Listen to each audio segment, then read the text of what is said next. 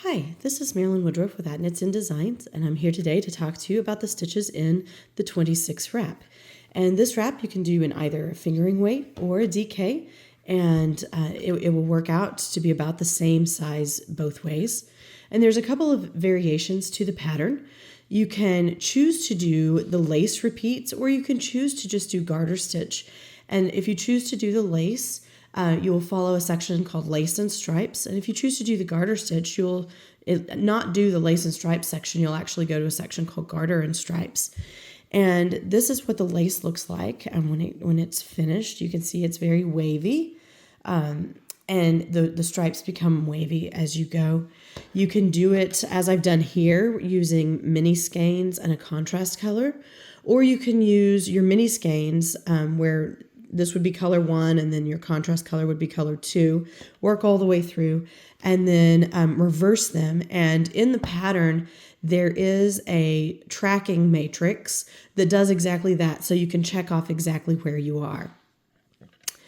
If you choose to do the garter stitch section, these stripes will still be the same, but this lace section will be replaced with a garter stitch section, so it won't be wavy. They'll just be straight stripes and straight garter stitch.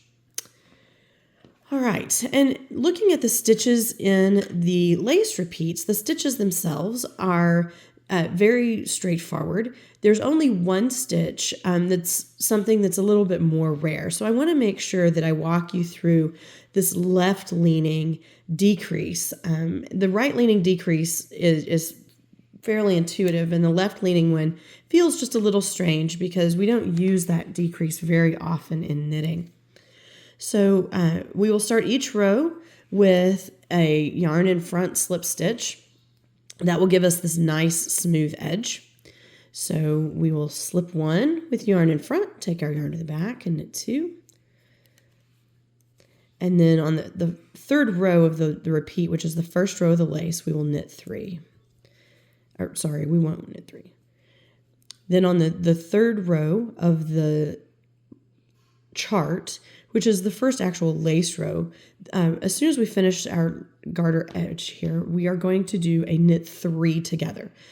This looks just like a knit 2 together, except you pick up 3 stitches and you knit them as if they were 1. And then you're going to knit 3, 2, 3. I'm going to do 4 yarn overs. 1, knit 1, 2, knit 1, 3, knit 1, 4, and I'm going to knit 3. 1, 2, 3. And now I am to my left leaning decrease.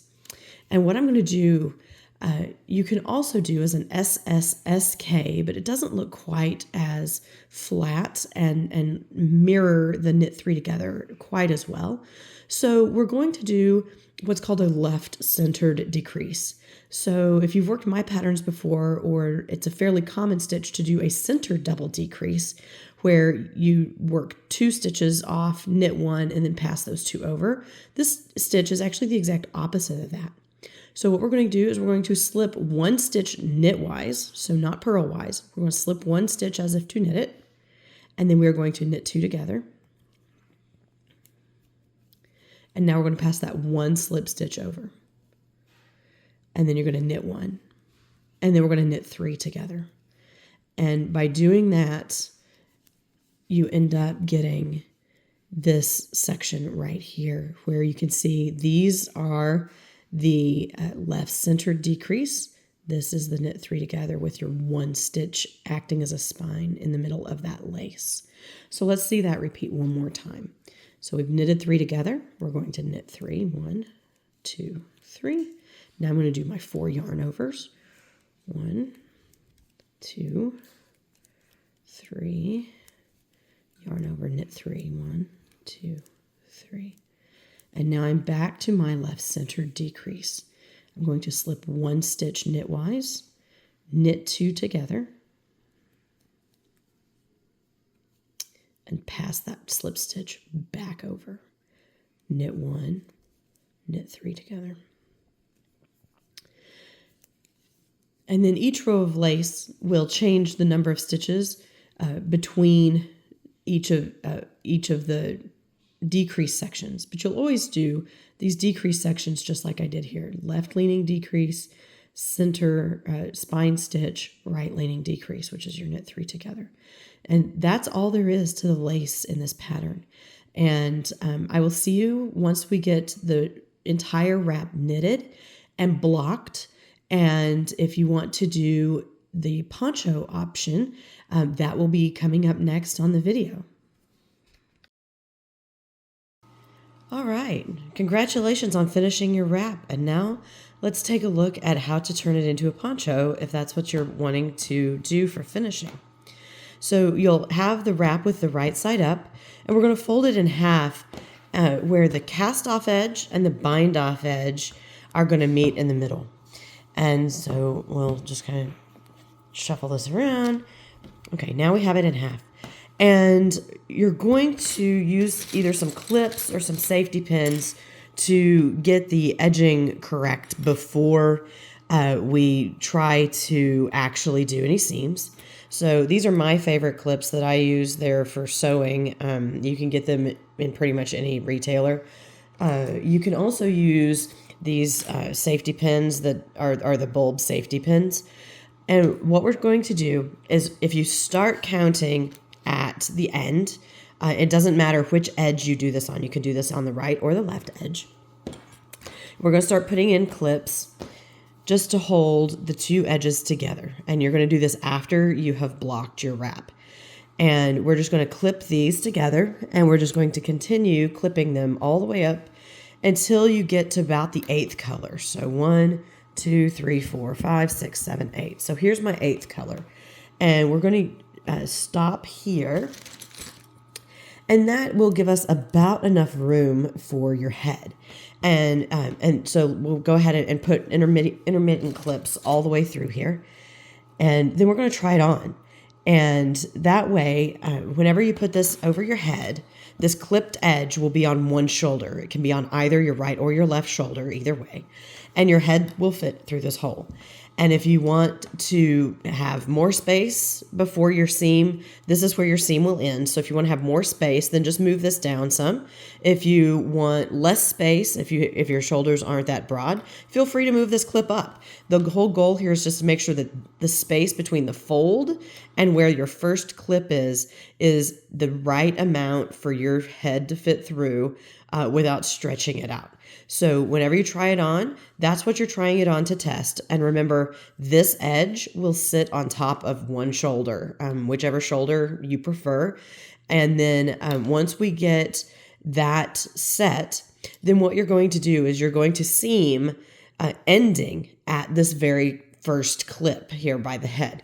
So you're going to start your seam down here at the cast on bind off edge, and then you're going to work your seam all the way up to this very last clip, and you're going to stop your seam, and it will be open from here on.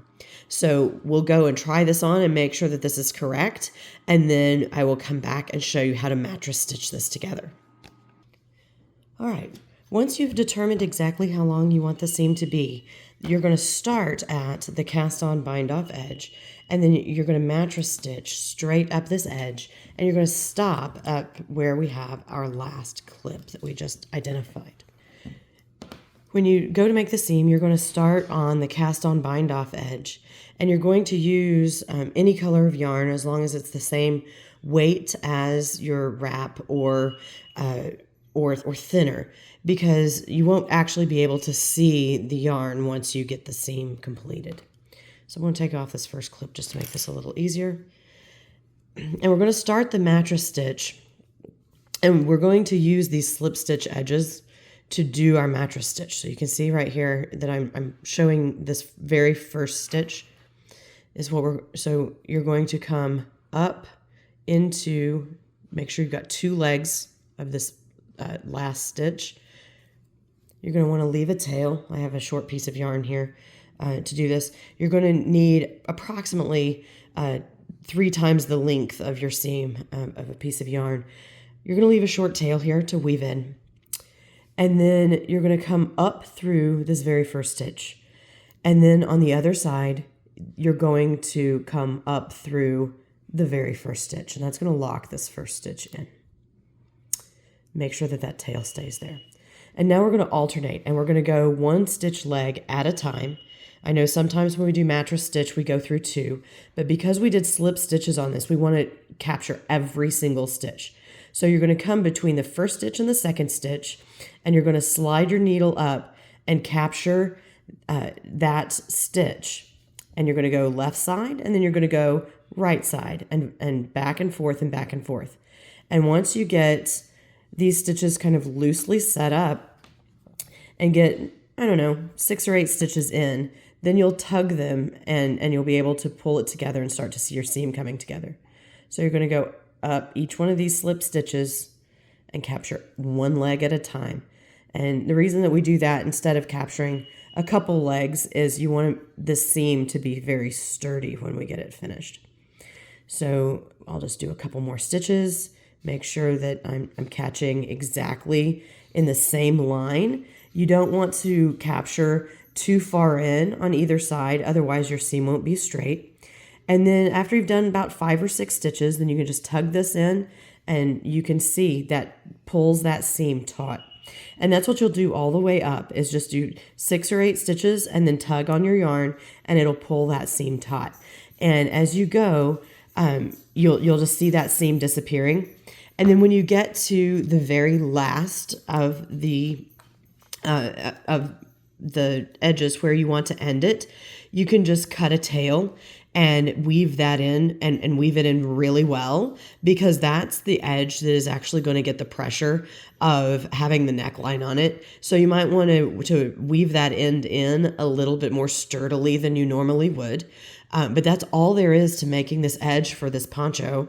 And I hope you have enjoyed this knit, and I really hope you enjoy wearing it and showing off your gradient sets and your mini colorway. Congratulations.